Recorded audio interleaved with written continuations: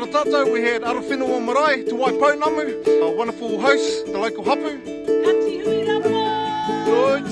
Arowhenua whānau services. Kia ora! Te Rito, Kia ora! DHB, Kia ora! Te Ai Tarakihi, Kia ora!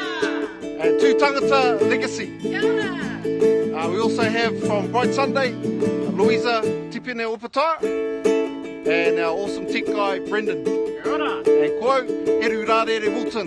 So that's us, we're here for our marae screening of Waru, and our hikoe aroha. Ko reira, mā turu turu whiti whakamoa kia tuina! Tuina! Haunie, huie!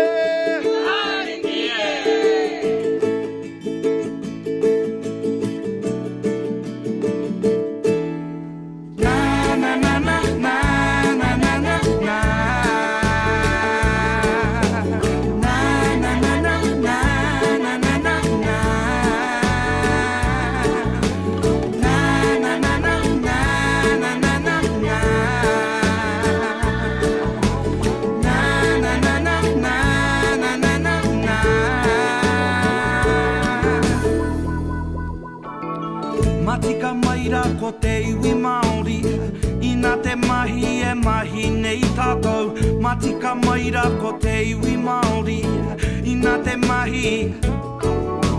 Ka marana ake au,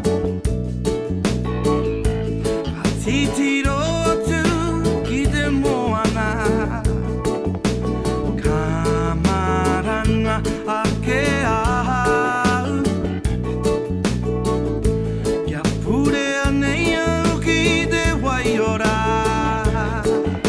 Kia ora tātou, we're at Arowhenua Marae, Te Waipounamu. And the whānau here have a message for